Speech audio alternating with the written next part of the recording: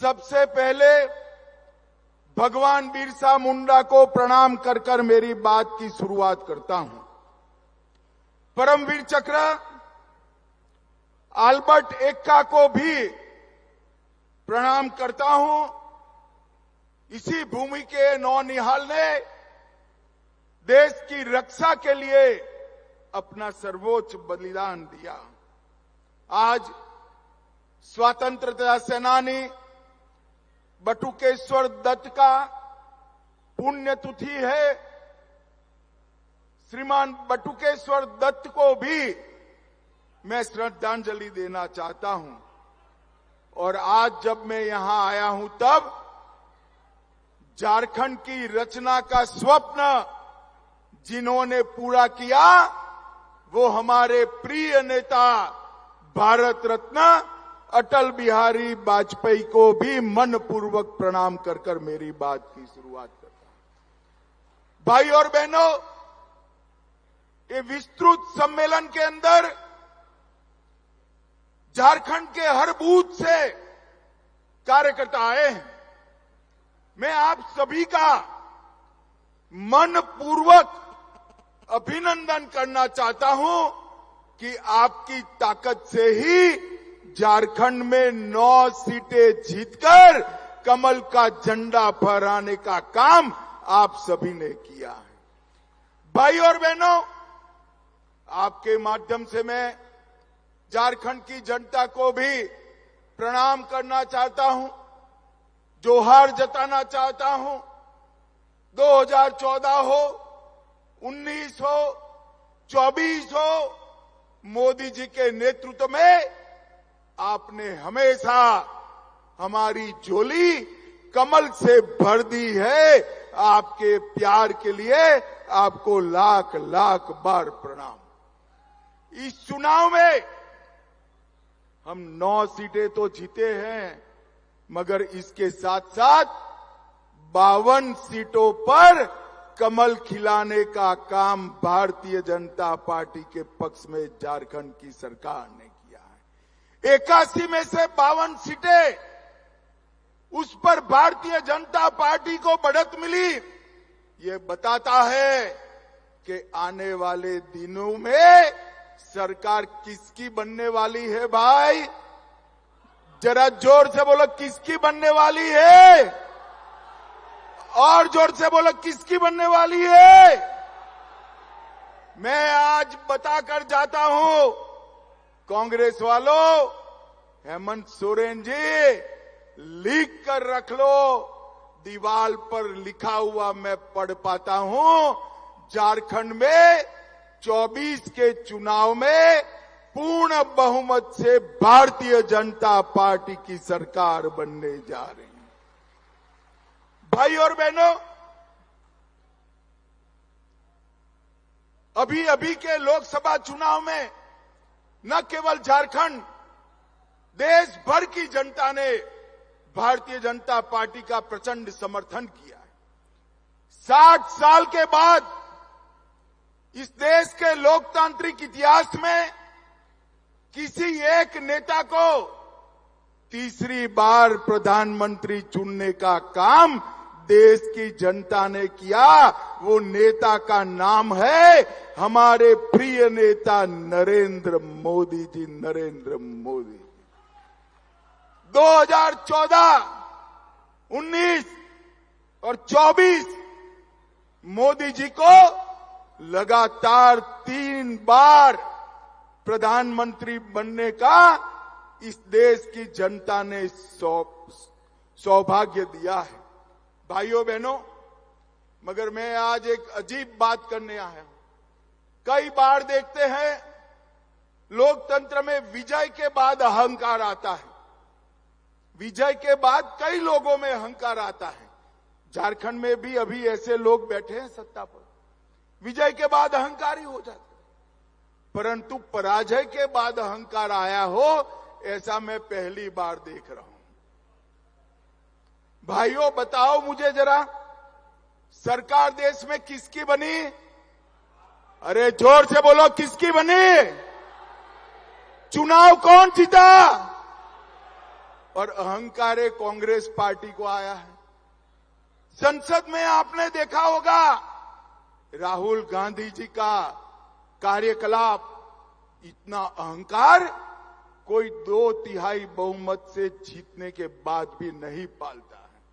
मैं आज इस मंच से कांग्रेस के नेताओं को बताना चाहता हूं, इस चुनाव में एनडीए को पूर्ण बहुमत मिला और अकेली भारतीय जनता पार्टी को 240 सीटें मिली है और पूरे इंडिया अलायंस को मिलकर भी 240 सीटें नहीं मिली है। किस चीज का अहंकार पालते हो आप? किस चीज? कांग्रेस पार्टी को 2014, 2019 और 2024 ये तीनों में जितनी सीटें मिली, इससे ज्यादा सीट भारतीय जनता पार्टी को अकेले 2024 में मिली है। मित्रों, 24 में मिली है। हम लगातार तीसरी बार जीते हैं और ये ऐसे नेता है जो हार को मानने के लिए भी तैयार नहीं है। मैं उनको पूछना चाहता हूं, भाई आप किस चीज का अहंकार पाले हो? इस देश में 12 लाख करोड़ के घपले घोटाले करने का अहंकार है। इस देश में परिवारवाद चलाने का अहंकार है। इस देश की सुरक्षा के साथ खिलवाड़ करने का अहंकार है। इस देश में तुष्टीकरण कर अन्याय करने का अहंकार है। आपको किस बात का अहंकार है?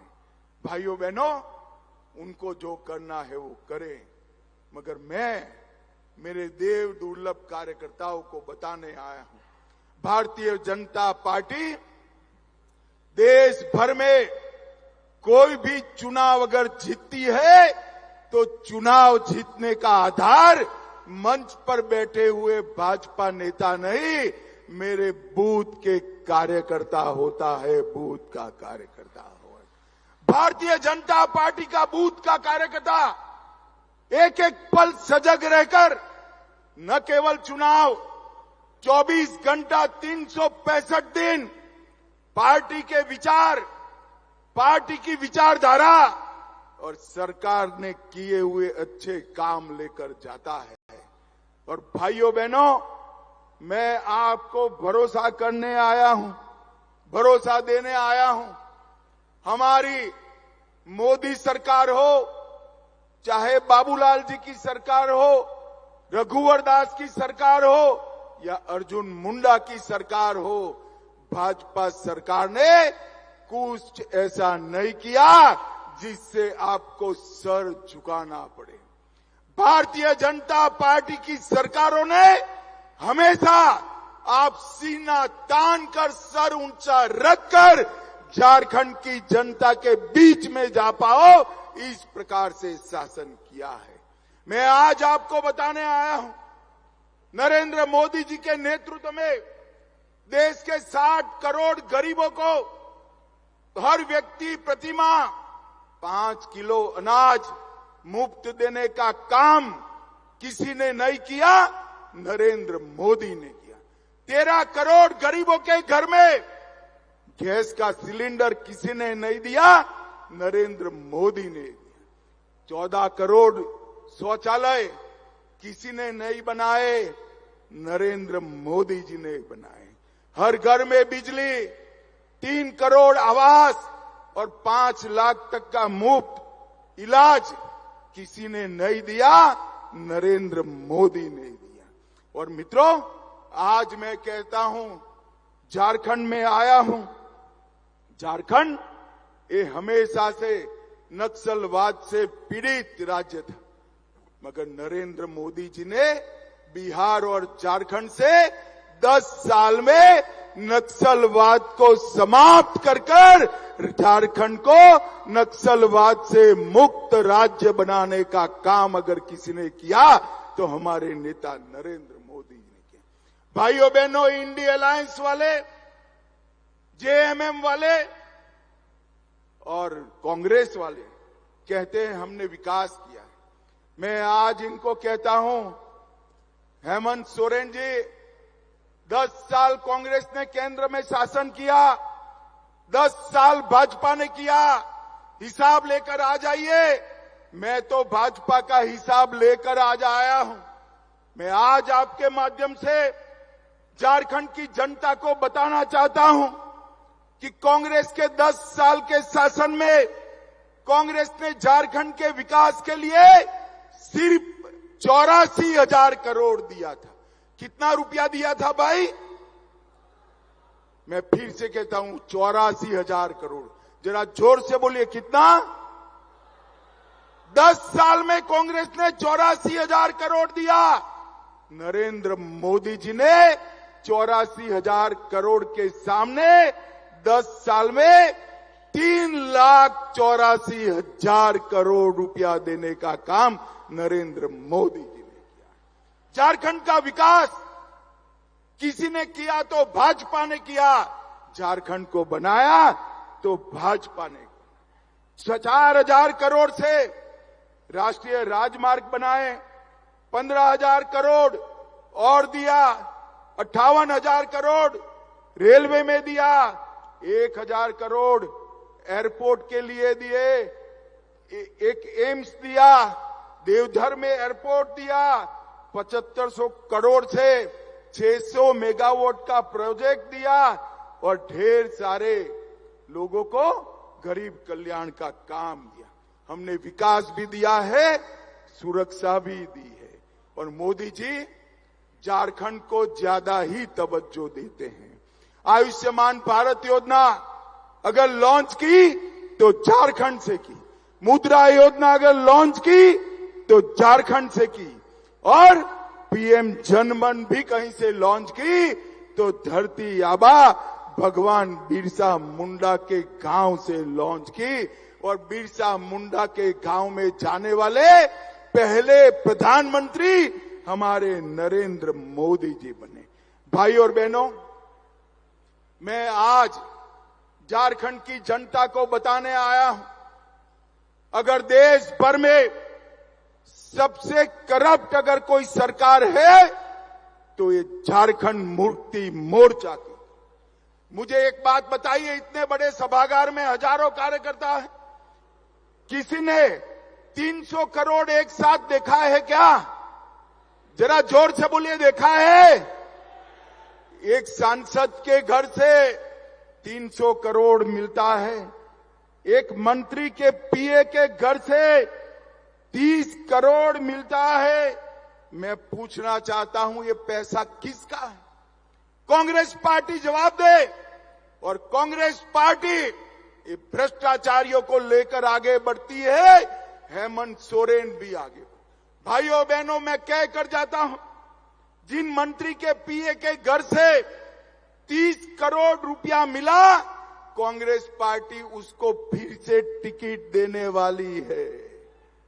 मेरी बात याद रखना, देने वाली है, क्योंकि अगर उसका टिकट काटा तो 30 करोड़ किसका है वो बताने वाले हैं। इसलिए कांग्रेस पार्टी जिनके घर से 30 करोड़ मिला उसको भी टिकट देने वाली। 1,000 करोड़ का मनरेगा घोटाला, 300 करोड़ का जमीन घोटाला, सेना की जमीन का घोटाला, 1,000 करोड़ का खनन घोटाला, 40 करोड़ का शराब घोटाला और हजारों करोड़ का ट्रांसफर पोस्टिंग का घोटाला। एक घोटाला करने वाली सरकार है, ये वादा खिलाफी करने वाली। भारतीय जनता पार्टी एक लिस्ट लेकर वादा खिलाफी की राज्य की जनता के सामने जाने वाली। मेरा आप सबसे अनुरोध है कि आप वो लिस्ट और हमारे विकास के किए हुए काम दोनों लेकर झारखंड के घर घर जाइए और हमारा समर्थन जुटाइए। भाइयों बहनों, एक आदिवासी मुख्यमंत्री आदिवासियों की चिंता करने की बजाय आदिवासियों के क्षेत्र में लैंड जिहाद, लव जिहाद कर भूमि का संतुलन भी बिगाड़ रहे हैं और जनसंख्या का संतुलन भी बिगाड़ रहे हैं। हजारों घुसपैठिए आदिवासी बच्चियों के साथ शादी करते हैं, सर्टिफिकेट प्राप्त करते हैं, भूमि खरीदते हैं और आने वाले दिनों में आदिवासी जनसंख्या घटने वाली है। अब भी घट गई है। बाबूलाल जी ने कहा है वो सही है। देश भर में कहीं आदिवासी जनसंख्या कम हो रही है, केवल और केवल झारखंड में हो रही है। आप भारतीय जनता पार्टी की सरकार बना दो, हम एक जनसंख्या के मामले में एक व्हाइट पेपर लाकर हमारे आदिवासियों की भूमि और जनसंख्या और आरक्षण तीनों हम सुरक्षित करेंगे। मित्रों, जिस प्रकार से घुसपैठ हो रही है, वो घुसपैठ यहां के युवाओं की नौकरियों को खा रही है। हमारी आबादी के अंदर घुसपैठिए नौकरी प्राप्त कर रहे हैं और हेमंत सोरेन आंख मूंद कर वोट बैंक बढ़ाने में पड़े। हेमंत सोरेन जी का आदिवासी कल्याण का मतलब है अपने परिवार का कल्याण। अरे हेमंत जी, आपने नहीं किया कल्याण। सबसे पहला आदिवासी मुख्यमंत्री अगर किसी ने दिया तो भारतीय जनता पार्टी ने बाबूलाल जी को बनाने का काम किया। सबसे पहली आदिवासी राष्ट्रपति अगर किसी ने दी तो यही संथाल से भारतीय जनता पार्टी और नरेंद्र मोदी जी ने दी। संथाली भाषा को 8वीं अनुसूची में अटल जी ने डाला और अटल जी ने ही आदिवासी कल्याण मंत्रालय बुलाया और झारखंड के हर रेलवे स्टेशन पर संथाली में घोषणा करने का काम हमारे नरेंद्र मोदी जी ने किया। भाइयों बहनों, नरेंद्र मोदी जी ने ओबीसी कल्याण के लिए भी ढेर सारे काम किए हैं। नरेंद्र मोदी जी ने ओबीसी को देश के राष्ट्रीय कक्षा के सभी परीक्षाओं में 27% आरक्षण दिया, पिछड़ा वर्ग आयोग बनाया और पिछड़ों के अधिकार सुरक्षित किए। और सबसे ज्यादा पिछड़े अगर किसी एक प्रधानमंत्री के मंत्रिमंडल में है तो नरेंद्र मोदी जी के मंत्रिमंडल में 27% पिछड़ा रहता है। मोदी जी ने पिछड़ों का कल्याण, दलितों का कल्याण, आदिवासियों का कल्याण, इस मोर्चे पर जो काम किया है वो देश में किसी ने नहीं किया है। और मोदी जी ने सबसे बड़ा काम किया है, देश को सुरक्षित करने का काम किया है। भाइयों बहनों, आज मैं यहां आया हूं तब आप सबसे न केवल भारतीय जनता पार्टी के लिए, आदिवासियों के लिए, पिछड़ों के लिए, समस्त झारखंड की जनता के लिए अपील करने आया हूं। एक घोटालेबाज सरकार को एक बार उखाड़ कर फेंक दीजिए और यहां मोदी जी के नेतृत्व में कमल फूल की सरकार बनाइए। मुझे बताओ जोर से, जरा जोर आवाज से बताना, प्रचंड बहुमत के साथ भाजपा सरकार बनाएंगे क्या? जरा जोर से बोले, बनाएंगे? कांग्रेस जेएमएम की सरकार फेंक देंगे? घर घर जाकर इनका भ्रष्टाचार और वादा खिलाफी बताएंगे? घर घर जाकर मोदी जी का काम बताएंगे? हर बूथ को कमल फूल को जिताने का संकल्प लेंगे? तो मेरे साथ दोनों हाथ उठाइए, दोनों हाथ उठाइए, विजय के विश्वास की मुट्ठी भींचे और प्रचंड आवाज से बोलिए, भारत माता की वंदे वंदे वंदे।